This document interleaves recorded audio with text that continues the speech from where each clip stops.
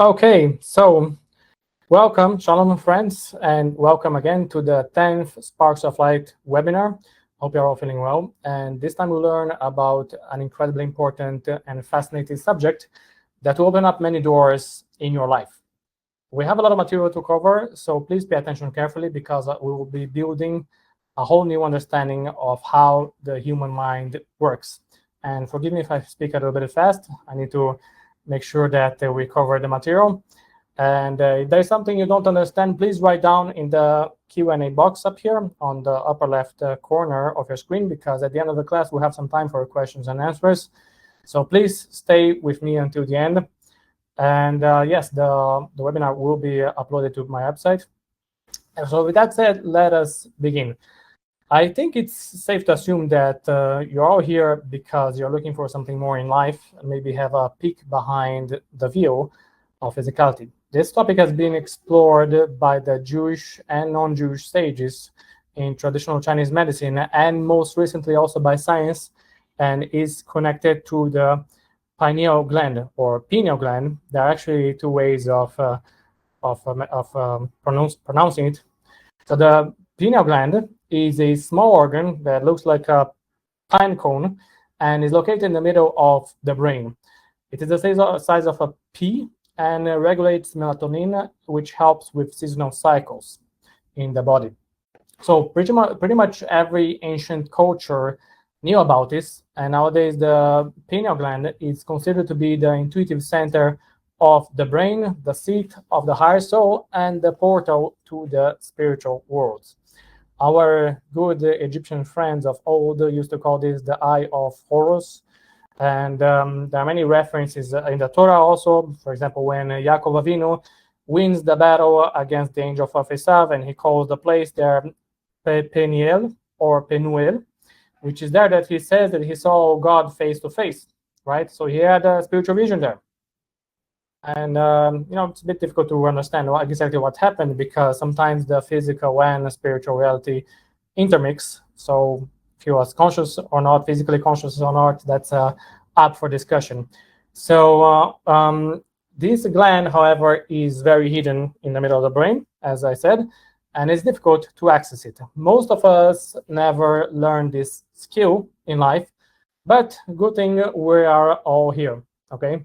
And the way to access it is through a certain energy center that is located in the middle of the forehead, which is between the brows, which is commonly called the third eye.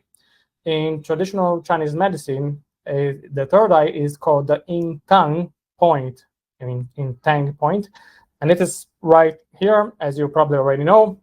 And in Kabbalah, this is one of the centers of the sphera of that. Okay, that. And the other center is the genital area. And there is that Elyon, which is the supreme dat, and the upper dat, and there is also dat Tachton, which is the lower dat. I believe the third eye is the lower type of dat. So let's do an exercise here just quickly. Touch the middle of your forehead a little bit right here. Okay, you can massage it if you want. And now just look around the room while focusing your awareness on this very point. Okay, you may notice that there's a little extra pressure here. Okay, just have some time to go look around. But more importantly, as you look around your room, you notice that you are more aware than before. You are in control of yourself. Okay, let's give it 5 seconds here for everybody to have a look while focusing here on the thing. Just notice the details of the room. Okay, that you're in. And notice how you're feeling also, because this means that you are aware, all right? Anyway, I know you're all here, most of you, to learn about how to have a transcendental spiritual experience. But this is, by the way, an incredibly important point to make. All the healing that we do, all the connection with God that we want, all the dreams and visions that you are seeking, the entry point for all that is mastering your awareness. This is a big statement, but it's real. Okay, the awareness, as I said, is the sphera of that, which is located in the third eye, or the yin tang point. Okay, We know that the third eye now is actually on your forehead. So how is this connected to the pineal gland? Well, it turns out that there is an energetic connection, sort of like a tube that connects this middle point here with the pineal gland here in the middle of the brain. And the pineal gland, as we mentioned, is the portal to higher dimensions. The pineal gland releases the sleep hormone called melatonin and has also been found to contain DMT, which is the dimethyltryptamine. I'm not going to pronounce it properly, probably, which is a chemical that causes hallucinations and visions. So some say this chemical generates our dreams, or at least plays some role in dreaming. We are taught in the Talmud, Masechet Brachot 57b, that a dream is 1/60 of prophecy. And this connects the dream state with the prophetic state. The Rambam also writes that they are both connected.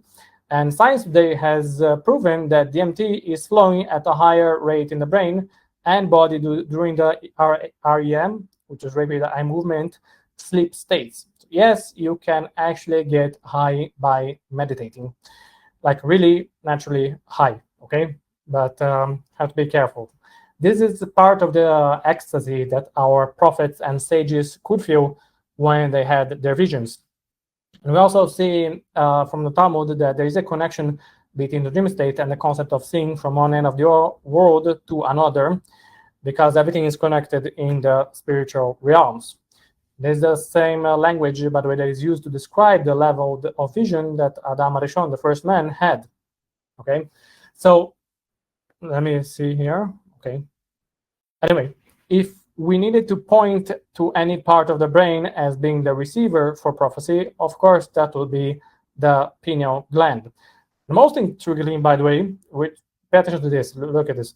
Scientists have found that this gland contains photoreceptors that are similar to those in our brain, in our eyes, okay? So if you stimulate it long enough, then you begin to see things, aka the spiritual reality behind the physical. Dreams are, of course, only one of the many types of spiritual experiences, as we know from the Kabbalists as well. Rav Chaim Tal names a few, like talking to angels or seeing auras, which is the Or Makif, spirits, energy, and to have intuition, as well as the plethora of other cool skills. Okay.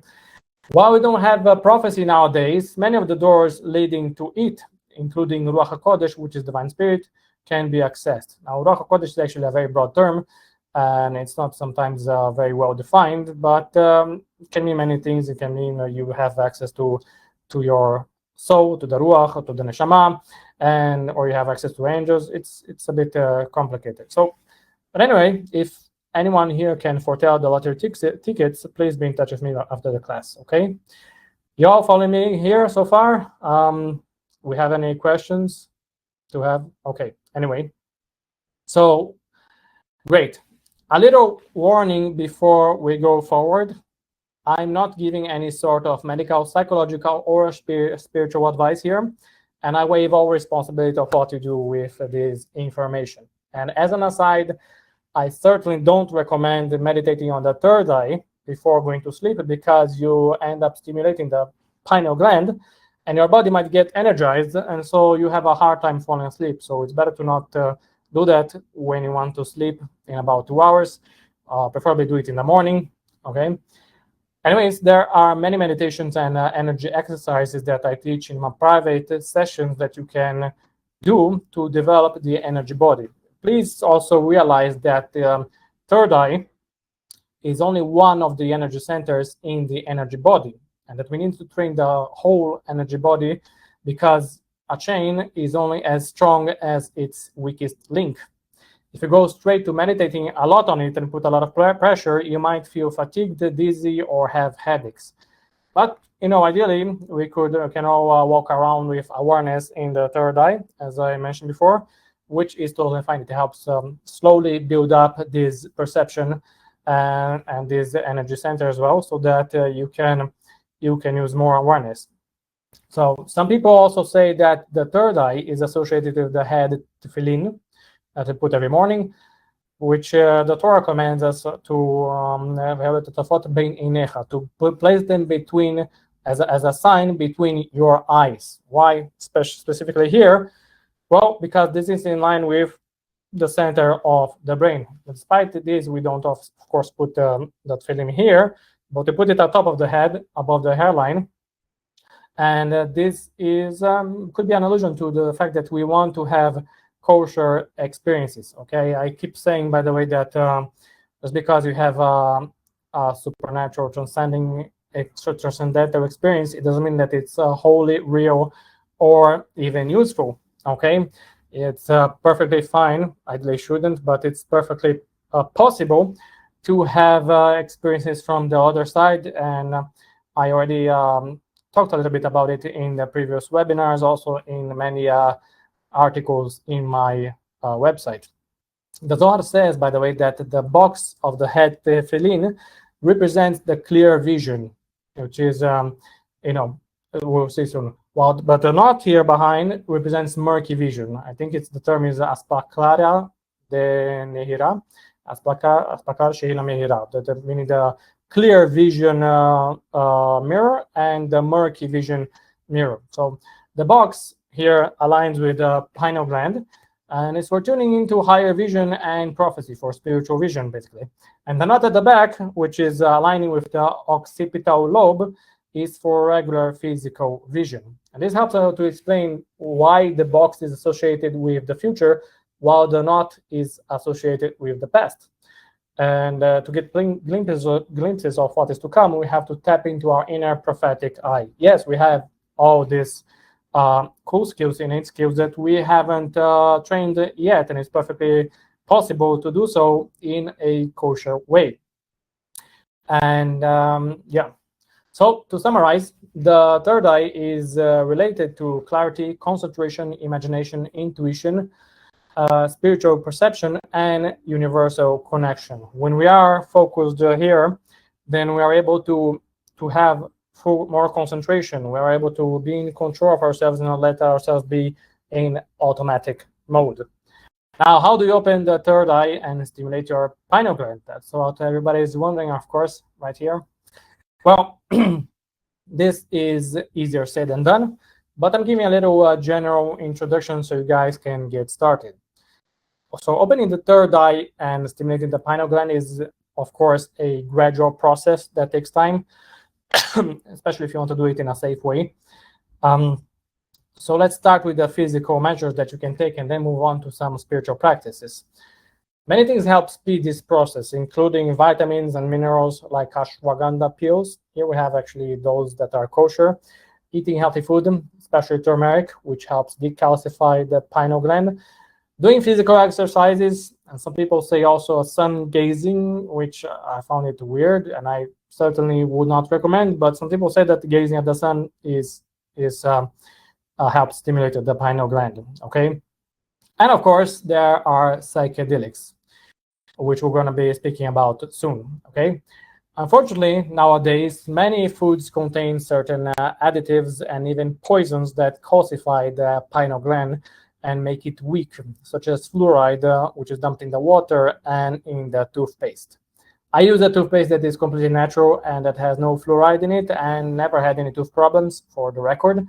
But you can make your own decisions here. Okay. Some exercises like Tai Chi are also great for improving your awareness, as well as keeping your awareness in the third eye as much as possible, as was said before. Why you're not aware? So if you're keeping, you should be keeping also now your awareness in the third eye as much as you can. Okay, but don't force.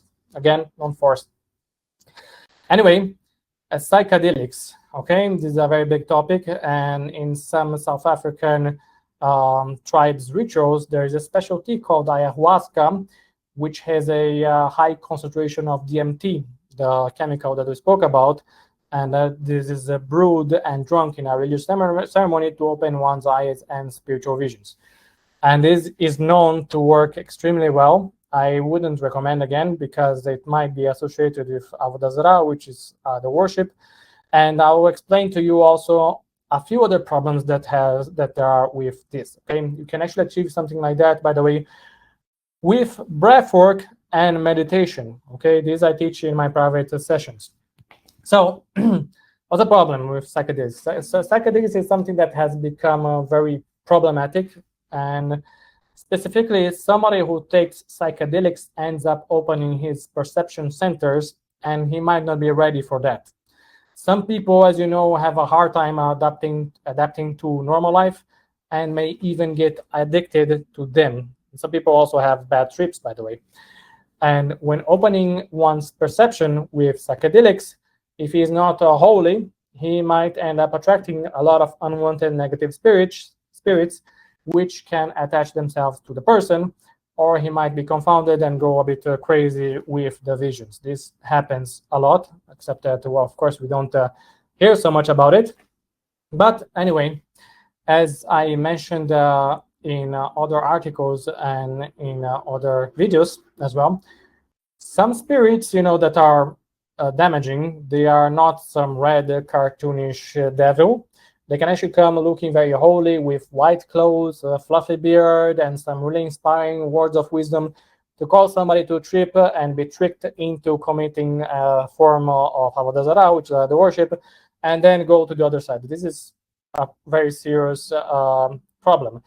And like I said, I explained that this can happen in some previous articles and webinars. And this is why also you have to follow a steady climb to build up your awareness and empower your energy body for these types of experiences. It's slow, but it's safe, and you'll be able to maintain control of your mind if you ever have them, so that you're not overwhelmed by them. If somebody has to take psychedelics for a specific condition which is prescribed by a doctor, then fine. You have, of course, the medical supervision, but you shouldn't do it alone. Okay, and I didn't even begin talking about the halachic prohibition that many poskim have ruled out regarding psychedelics. You should know again that you can achieve a lot through meditation and energy practices. And so, regarding energy practice, spiritual practice, we can start looking a little bit into Rav Chaim Vital's two books, which are Sha'ar Ruach HaKodesh, which is the gate of the Holy Spirit, and Sha'arei Kedusha, which is the gates of holiness, both of which speak about expanding one's consciousness. And just a little bit word before, Rabbi Chaim Vital has devoted much of his writings to teaching us about Hasaga, which is literally perception or grasp, to grasp the wisdom of creation with your mind, to be able to have these visions, these spiritual experiences, and also how to expand our consciousness. Other Kabbalists also, like the Rabbi Moshe Cordovero, the Ramak, and Rabbi Moshe Chaim Luzzatto, the Ramchal, they have written a lot about how to achieve these experiences. And for example, the Ramchal, the people used to say that the Ramchal would meditate in a room like very deeply and have his soul higher soul come down to him. Suddenly he would wake up from the trance and start writing blazing fast all his novelties, all his chidushim, and it's amazing. And everyone knows here that Rabbi Yosef Karo, the author of the Shulchan Aruch, was also a huge Kabbalist, because he also had access to the Arizal, and he also had access to his Magid, his guardian angel, which he writes in Magid Mesharim, his many things that the angel told him. These are very deep Kabbalistic works that we have, and were given to them through inspired Ruach HaKodesh. Okay, and so in Sha'arei Kedusha, Rabbi Chaim Vital gives many interesting types of advice, including studying as much Torah as you can, because when you study Torah, you're actually focused. You have to be focused. So naturally, I think when we study Torah, we put our pressure here. We start frowning a bit, and we were really concentrated deeply, and naturally we start to stimulate the pineal gland. Also, there is minimizing the physical pleasures of the body and guarding your eyes and so on. And there's a reason for that, by the way. There's a very good reason, which is because our consciousness is constantly oscillating between our internal world and the external physical reality. So removing the weight of physicality always helps to go within. This is why many meditations, they involve closing your eyes, because you want to shut down the external stimuli and go within.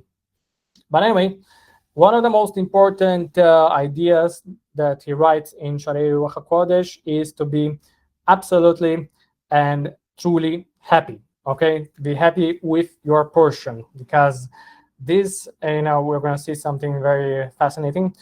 Rav Chaim Vital writes, he quotes his master, the holy Arizal, Rabbi Yitzchak Luria, as saying that the Arizal got his astronomical level. Creation was pretty much an open book for him, mostly due to the extreme happiness that he had when doing Torah, doing mitzvot, and studying Torah. This is absolutely crucial to advance in Avodat Hashem, the service of God, and to also open the energy centers. And I'd like to show you guys here a very interesting table by David Dawkins, which has been researching altered state of states of consciousness and their energetic imprints. Okay, so just 1 second. I'm gonna open here. How can I get this? Yeah.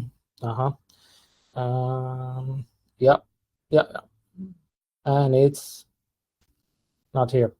Oh, wait.